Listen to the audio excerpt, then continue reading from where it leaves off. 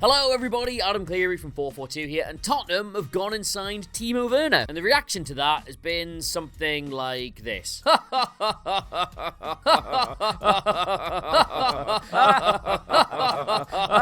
the thing is, that was the same reaction they got when they sold Harry Kane, and it was the same reaction they got when they appointed some Australian guy who'd never managed higher than the SPFL as their manager. So, is there just a possibility, is there even a remote shout that they know what they're doing and Timo Werner's actually perfect for Spurs? Well...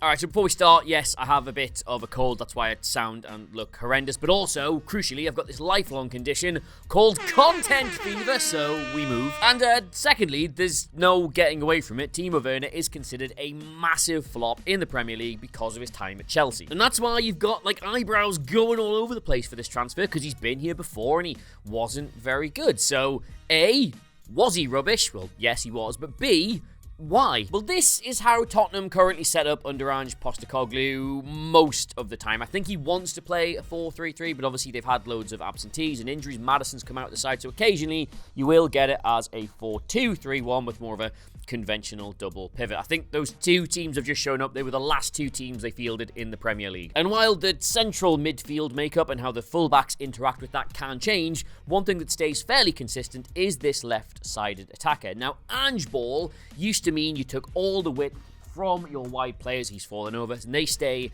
as wide as they can. But one thing he's adapted while being at Spurs is allowing the left-sided attacker, because it's usually Son, to get inside more as and when the situation allows. He never used to have like an inside forward, that's what you call that, but now he does. And that, you imagine, right here is where Timo Werner's going to play, because that's where Timo Werner has historically, even when he was bad at Chelsea, done his best work. And in fact, if we go back through the history books to Timo Werner's first season at Chelsea, there was a little run that he had in the first half of the season where he looked pretty good. From the summer where he signed up until sort of the end of 2020, he was used pretty much exclusively on the left-hand side with either Tammy Abraham or Oliver Giroud as the centre forward. And his numbers weren't amazing by any stretch of the imagination, 4 goals and 5 assists in his opening 15 games, but for a player who was like, I want to say 23 at the time, still adapting to the league, still adapting to playing in a new team, that's a goal contribution slightly better than every 2 games. It's not terrible. Christian Pulisic returned from injury, and Chelsea, who had mostly been playing like this, suddenly wanted to accommodate him in the team and started playing like this. And after that, his contribution just falls off a cliff. He starts up front for Chelsea pretty consistently for the next, 22, 23 games, and scores 2 goals. And it's because of this run from December to May that he got the reputation of being a really crap finisher. But that is, in fairness, because his finishing was crap. And if you go on YouTube or just any other platform now, you'll find no end of compilations of him missing just absolutely massive chances. But the thing is, right, I was watching one of these videos in preparation for this video because, yes, believe it or not, I do preparation, and there was a really bad miss from when Chelsea played Newcastle at St James's Park in 2021, and that jumped out at me because I watched that game, obviously, because I'm a Newcastle fan, and it was horrible to watch, but I do remember coming away from it, not the ground because it was COVID, I remember coming away from the screen thinking, wow, Werner's a really good player. So I managed to find a really big extended highlights package. I went back and watched it, and lo and behold, Timo Werner, right in the midst of this run that gets him the reputation for being hopeless, is really, really good. But not just really good, right? Really good in a specific way that absolutely smacks of this current Tottenham team. So first off, the miss in question. That is just really, really bad finishing, especially for a player cutting in onto their strong foot. He should be getting elevation, he should be getting power, and instead, he just kind of scuffs it past the post. And then, there's probably the worst thing he does in the entire game. He gets clean through, one-on-one, behind Newcastle United's backline, and from this position, he should be able to either easily curl that round the goalkeeper into the far post, or if he doesn't fancy that, it's an easy job to roll that across to Tammy Abraham, who tucks it into an empty net. And somehow, he does neither. He just gives it back to Newcastle. But if you rewind that specific clip to how that chance comes about, Werner makes it all of his own. The ball is bouncing. He presses the Newcastle centre-back, I think it's Fabian Schär,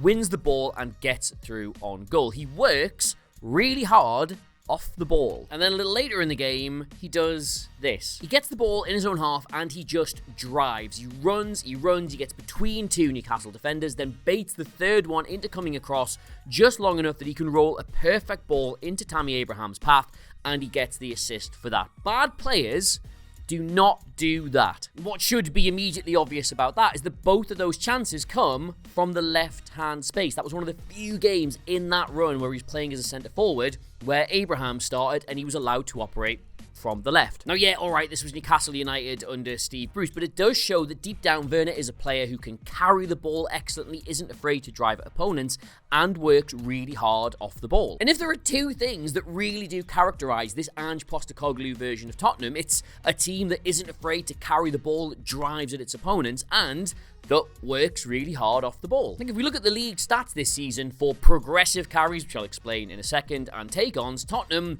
are right at the very top of the league. They're either number 1 or number 2 in all those stats. And a progressive carry is just you get the ball somewhere on the pitch and you run with it and it finishes either much closer to the opposition's goal or in the box. So the second for progressive carries that end up anywhere further to the goal, the third for carries that end up in the final third of the pitch, and they're top for carries that go directly into the box. Literally the most sort of threatening way you can run with the ball. And Werner, both when he was at Chelsea, so these are his stats from 2021, and also last season for Leipzig in the Bundesliga, is one of the most just progressively carryingly minded, does that make sense, players you can imagine. God, I've made a right mess of that. Like, for all you can talk about his finishing, and we will talk about his finishing, these are his numbers from that first season. There was virtually no other forward in the Premier League who was as good at getting the ball and running with it. But more than twice per game, every game, he would get on the ball and run it into the penalty area. And that's really hard to do. And also, if we have a look at the numbers behind Tottenham's work off the ball, they're pretty much top of the league for those as well. Their passes per defensive action, which is just sort of like how proactive you are in winning the ball back. Like, what is the number of things you'll let the opposition do before you try and get into them? You want your number to be really low if you're working hard off the ball. They're second in the entire league. They're currently the top team in the entire league for winning the ball back in the final third, which is like, for any team wanting to be on the front foot defensively, that's amazing. That's really good. They're then joint second behind Arsenal for the amount of times they then turn one of those turnovers into a shot. And they're joint top with a couple of teams for the number of times you then turn one of those turnovers into a goal. So that's the whole thing. And Werner, his numbers aren't amazing here by any stretch of the imagination, but they're mostly in the top 40, 30, sometimes even 20%. So it's something he can clearly do. It's a really good fit for him. Now though, his finishing, because that was really bad. Now, Opta, who I am eternally indebted to in every single video, very handily produced this graph of all the goals he scored in the 2 years he was at Chelsea. In the Premier League, there were 10 of them across 2 seasons, which is obviously really, really bad, and they arrived with 124 shots, which is a conversion rate of like, I don't know, like 8-9%. That's also really bad. And what's worse, if you care about XG, they came from an XG of nearly double that. He should, based on the quality of chances, have scored at a minimum 18 goals. And of course, Chelsea signed him for an awful lot of money. And the reason you spend a lot of money on strikers is because you kind of want them to overperform on stuff like XG. The year before, when he'd been in the Bundesliga, I'm going to get this wrong, but he'd scored 28 goals off 20 XG. So what you're hoping you've got there is someone who is lethal. But the reason why you scout these players properly is because you need to work out whether it's somebody who is lethal, like, for example, Harry Kane always used to overperform because he could just finish chances that were actually not great chances, or whether or not it's a statistical anomaly because they've had loads of deflections, or the goalkeeper's like fallen over a couple. Like, does that marry up with the numbers? And it did not. In fact, if you look at those 2 seasons he was there and you do the maths of what were his expected goals and what were his actual goals, he's pretty much the most consistently bad player over those 2 seasons. Minus 0.2. Like, I know a lot of people don't care about XG, but that definitely passed the eye test, didn't it? Like, he looked that bad when he was playing there, and it is borne out in those numbers. Minus 0.2. Genuinely, give me a season up front for a team like Chelsea. I don't think I'd be far off that. I think I could do better than that. But that was the past, you see. And the thing about the past, my friends, is that the past is the past. Werner is by no means a lethal finisher. He hasn't developed that part of his game to be just like, he's not going to surprise anybody with how good he is in front of goal, but he has redressed the balance. Since going back to RB Leipzig, Werner has scored 11 goals for the German side, which obviously, that's not amazing by any stretch of the imagination, but that comes off an XG of 11. And it also comes from only 70 shots. I can't do the math in my head, but I will do it when I'm editing the video, so it'll be on screen now. This was his chance conversion at Chelsea, and this is his chance conversion at Leipzig. And I know people might flag up the disparity in quality in the leagues, but genuinely, I think those numbers are worth looking at. He has definitely improved that element of his game. He's never going to be a lethal finishing centre forward, but he at least now isn't missing terrible chances. He's 100% going to play here off the left-hand side because, as we've seen, that's where he does his best work, and Son is off at the Asia Cup. But when he comes back, he does give them a lot of flexibility in that front line. Like, you can have Son up front with Werner on the left, or if they're going to play the sort of double pivot thing, you can have Kulusevski there and then Son.